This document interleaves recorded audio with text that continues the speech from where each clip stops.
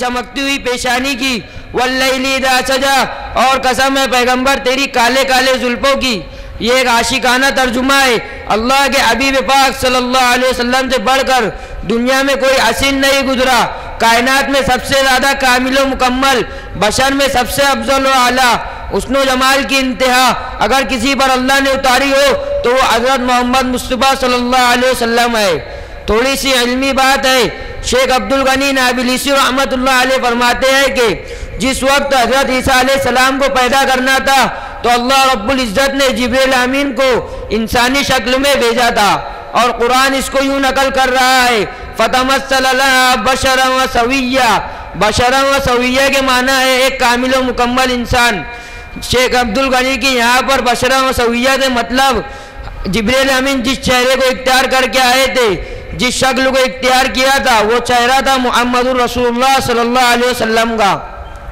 اگرچہ اللہ کے نبی ابھی تشریف نہیں لائے تھے، لیکن آپ ہی کی شکل میں جبریل علیہ السلام کو بھیجا، اس لیے کہ آپ ہی کامل و مکمل انسان ہے، بشر سویہ آپ ہی ہے۔ پھر جبریل علیہ السلام نے آ کر پھونک ماری، حضرت عیسیٰ علیہ السلام پیدا ہوئے۔ اب آگے ذرا مسئلہ بھی سن لیجئے کہ کسی نبی کا انتخاب ختم دجال کے لیے نہیں ہوا، حضرت عیسیٰ علیہ السلام کا انتخاب کیوں ہوا؟ تو فرماتے ہیں کہ میری اس تحقیق پر حضرت عیسیٰ علیہ السلام اللہ کے نبی کے روحانی بیٹے ہو گئے۔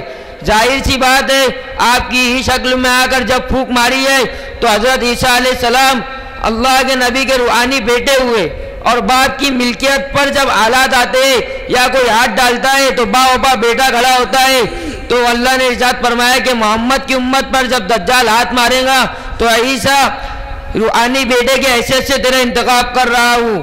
میں گھاسے اور چڑھا دوں حضرت کی تحقیق پر کہ داڑھی نکالنا اگر خوبصورتی ہوتا تو اللہ اپنے اس نبی کو یوں فرما دیتے کہ اے میرے محبوب داڑھی نکال دو تاکہ خوبصورتی میں اضافہ ہو جائے۔ زندگی پوری گزر گئی میرے نبی کی، داڑھی منڈوانا تو درکنار، چھتوانا بھی ثابت نہیں ہے، تو معلوم ہوتا ہے کہ خوبصورتی داڑھی رکھنے میں داڑھی نکالنے میں نہیں ہے۔ اللہ ہمیں نبی کی سنت کی لاج رکھنے کی توفیق عطا فرمائے۔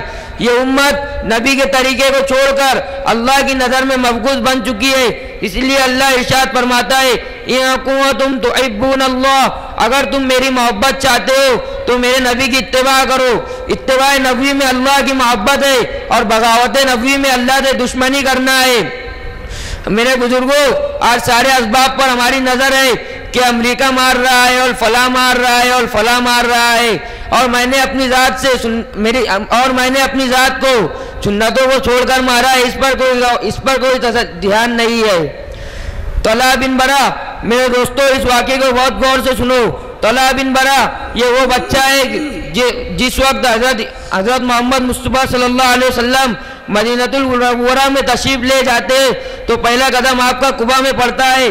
دنیا جانتی ہے اس واقعے کو، آپ نے وہاں پہلے قباء میں قیام کیا، 14 یا 24 دن وہاں قیام کیا۔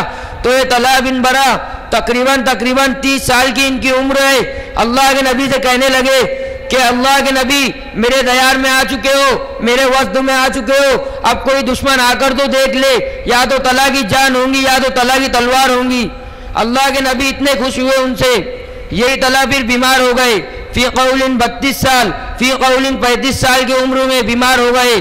آقا کو پتہ چلا، آقا قباء عیادت کے لیے تشریف لے گئے، صورت کو دیکھ کر بھاگ گئے، اور ارشاد فرمایا کہ میرا طلحہ اب بہت جیے گا نہیں۔ تو اپنے رشتہ داروں سے ارشاد فرمایا کہ اگر طلحہ کی موت ہو جائے تو مجھے خبر کرنا، میں اس کی نماز جنازہ پڑھاؤں گا۔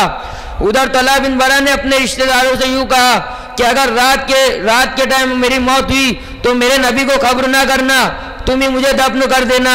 تو رشتہ داروں نے کہا کہ پوری دنیا چاہتی ہے کہ نبی نماز پڑھائے اور آپ منع کر رہے ہو۔